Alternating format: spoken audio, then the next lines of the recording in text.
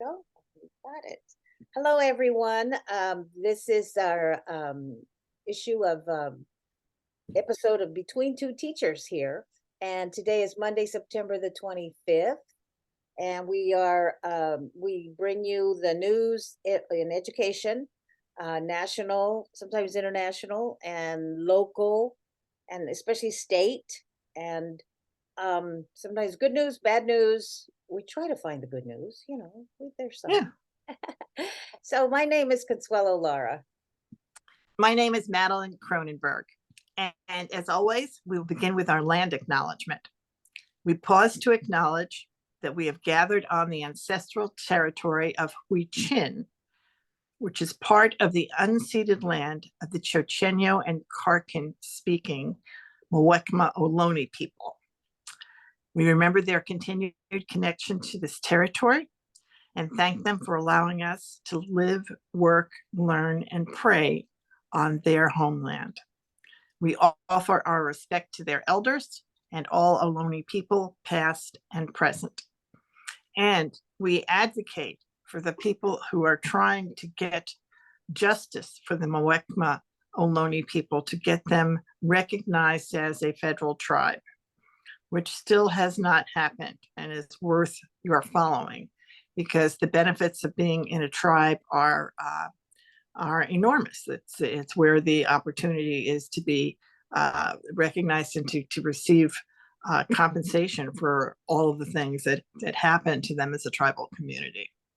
So please do Google Justice for Muwekma, and also learn how to tell the story of tribal history in our country and our state. And you can find that curriculum available to you on the East Bay Regional Parks District website, or just Google Ohlone curriculum, East Bay Regional Parks, and on the County Office of Education website.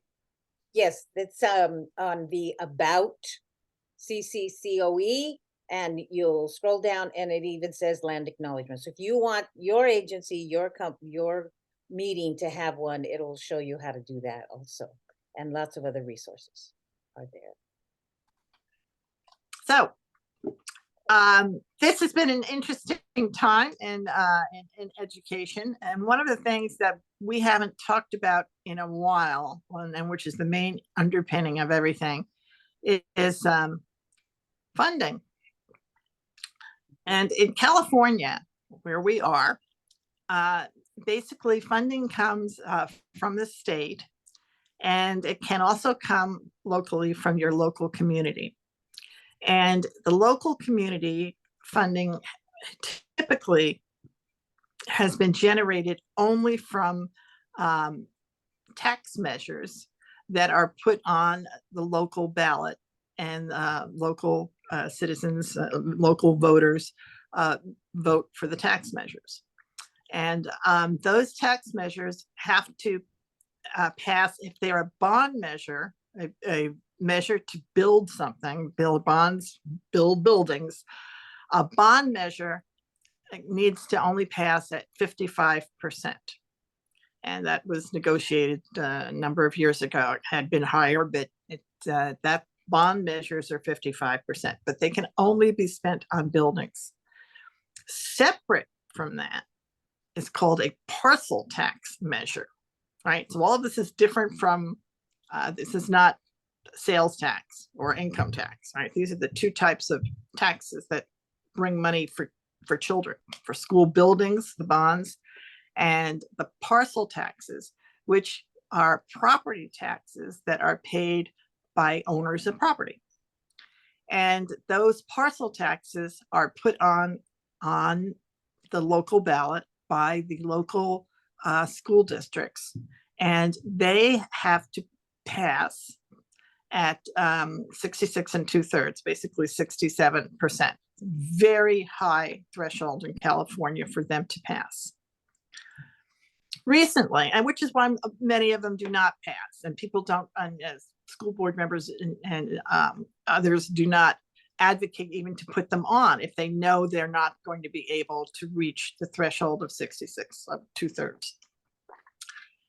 So what has happened is that there has been a change, and there was a matter brought before the local appellate court, and the court agreed that if someone other than an organization, a local organization other than the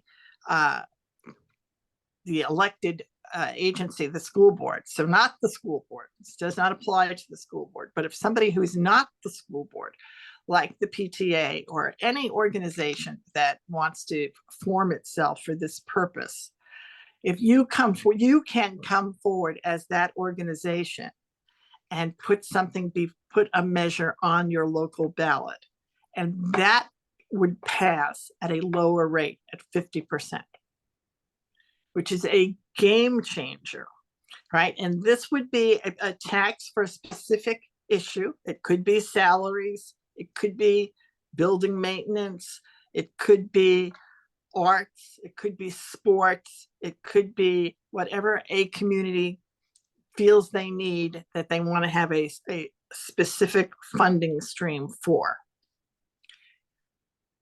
So what this has done is it has addressed the fact that it is so difficult at the 66% to pass a measure, to get the funding necessary to support our children. The consequence of that is that the Howard Jarvis Taxpayers Association, who brought us Prop 13 many years ago, came up with a matter that they're going to put on, that they qualified to put on the ballot, that would change that. Right? They want it to go back up to 66 2/3%, and not that this whole, the decision of the court would then be reversed or be made moot. So they put together something that's going to be on the ballot that if it passes at 50%, it will undo what this judge said, and it will take us back to, it's going to take 66 2/3%. So there was that, and that's its own issue, that people were looking at how they were going to respond to it. And this really has a huge impact on how school districts can operate if you have to operate on a total shoestring, or if you have the ability to respond to needs that your children have.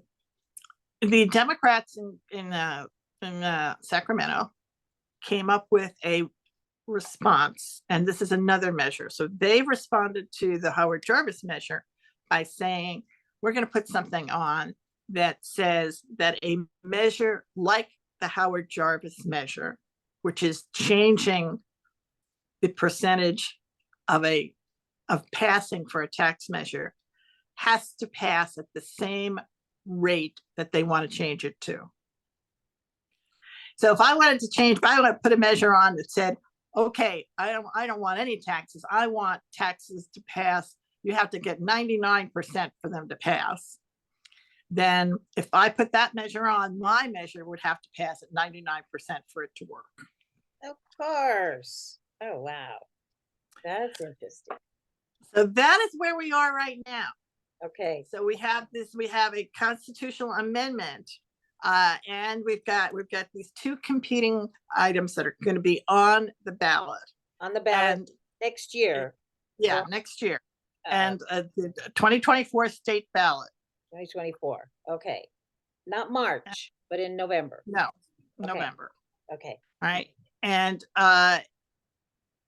it is going to make, here's the tricky one is this second one, but it's a constitutional amendment, and it says an initiative measure that includes one or more provisions that amend the Constitution to increase the voter approval requirement to adopt any state or local measure is approved by the voters only if the proportion of votes cast in favor of the initiative measure is equal to or greater than the highest voter approval requirement that the initiative measure would impose. So that's it. They're good. This is like right back at you, right? That's what, Yes, yes, because we know what happens. So, oh my gosh, how now about, they're gonna sue about this. I mean, there's a lot of conversation that they're gonna have about it. But it just shows you how important it is and how important it is to pay attention and watch. This was also put on the CTA. It was part of putting this together because they're, yeah, good, okay, because they're the ones, I mean, that this didn't come out of nowhere. Somebody sat down for a long time and thought out all the possibilities uh, uh, for preserving this right to be able to pass things as a majority and not have the tyranny of the minority, which yeah, is what we have in California. yeah. And oh my gosh, let's make it harder to get funds for children. Yes, that's it. Let's make it harder. That's And then so it got easier for a hot minute. Now it looks like they're on attack again. we're going to be talking a lot about it. But Yeah, that's, we need to because it gets complicated and they're gonna flood the airwaves to confuse you even more. they That, absolutely are. yes means no and all of that. So we do have to Right. keep an eye on this. Wow. The basic idea is the majority rule is, do you want to be controlled by 33%, or do you believe that what's appropriate for our taxing measures, for funding measures, is majority rule? That's really those are the That's what right. it comes down, That's what it comes down to. Very good. what it comes down to. Then the other thing I was going to talk about Yes. was the good people at National Education Equity Lab. And the people at National Education Equity Lab, which is a big organization in New York, have proposed something that is growing throughout the country and has come now to California. And what it is to allow to provide students, high school students in Title I high school, so these are low income high schools, the opportunity to take classes, online classes, Zoom classes that they would never otherwise have an option to take, in subjects that they would never have an opportunity to take, that are not offered concurrently in their community colleges, which they could take if they wanted to, but they don't have the same, anyway, that's not part of this. This is specifically Ivy League schools and very strong four-year colleges, the opportunity to take those classes on Zoom and get credit. So not every college everywhere is in, and they're one by one, they're joining this idea, and because once you've done it, you can have, you're going to have to set a cap, that you're going to have an expectation that you're going to have a lot of students from around the country who you otherwise would never see because they wouldn't have had this opportunity. And essentially they're waiving the tuition, but there's still a $250 processing fee, which is nowhere close to what it would cost to take a class at Harvard or Stanford. And now they're among the private schools that are in this program, but also Cal has just joined. So Berkeley is part of the program as well as other schools. So is it, and that's a big deal. Is it free for the student? Yes. Okay. All right. It's free for the student. Wow. What an opportunity. What a wonderful, just getting the word out though, making sure, because it's true, this is an equity thing. And so are we going to be equitably, promoting this? I think I've shared how a lot of people are students that come for interdistrict transfers or the other, don't know about concurrent enrollment, Right. So those kinds of things, these opportunities, this is just spectacular. Well, this is the kind of thing where you could put out a communication to every Title I high school in the county. In the county, good point. Right, Good. all the districts and the court school. These are, I mean, can you imagine being in the court school, which is clearly a Title I establishment, and taking a class in poetry from Harvard? They would love it. Yes, yes. They have a poetry class there. I remember visiting that. Well, there you are. Or these other classes, they're fascinating classes, and it's not like you're not going to be able to go to every class, but there are classes that they specifically chosen for this program. And once this takes off, Yeah. which I think it will show people. This is the one thing about Zoom is that, you can be anywhere in the country and taking these classes.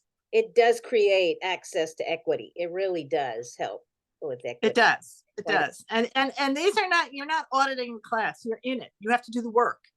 Yes, You're going to be in the breakout groups. You're going to be in there when they break out and they have a TA and you have a discussion. You're going to have Harvard, Cal, Stanford, whatever the institution is that you go to. You're going to have their credit on your transcript, Ugh. which is a game changer. amazing. And where can people find, parents or students find more information?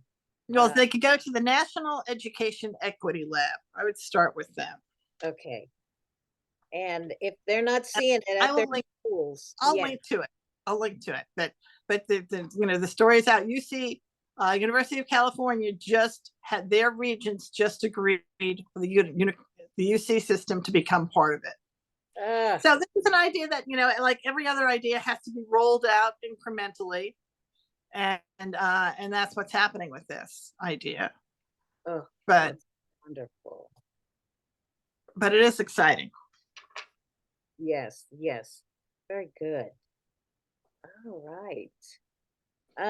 Well, just a few things at the county. We had a literacy presentation. Literacy is a big issue at the county level, and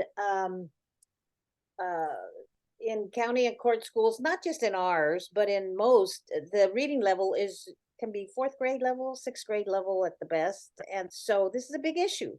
So I may have brought it up before, but there's a team now that's putting together, trying to do something about this issue, and so they shared with us kind of the curriculum and the process that they're going through. But I think this would be worthy of having like a study group on literacy, because as a retired teacher, I kind of want to know, like, what strategies are you using? Because what Right. materials? And I don't want to ask those at the board meetings, kind of going off into the weeds, as they say. But I think we should know a little bit more about that. And if this is successful, their program, it could be a model for other counties that have court community schools and literacy. But it's a priority. I have to commend the county for making literacy a priority for our court and community schools. So there's a shout out to them for sure for doing that. There you go. Yeah. Well, it fits in here. You start with literacy and then you're able to take a class at Princeton. Absolutely. Right? Then while you're there. I'm looking at this list of schools: Howard University, Stanford, Princeton, University of Pennsylvania, Brown, Morehouse, Georgetown, Cornell, Harvard, Barnard, Wesleyan, Spelman, and Arizona State. So they are busy bringing more and more. They don't even have the UCs listed yet because that was just a decision that was made by the Board of Regents. So they have to go to each state to get and each institution individually to get them to agree to participate.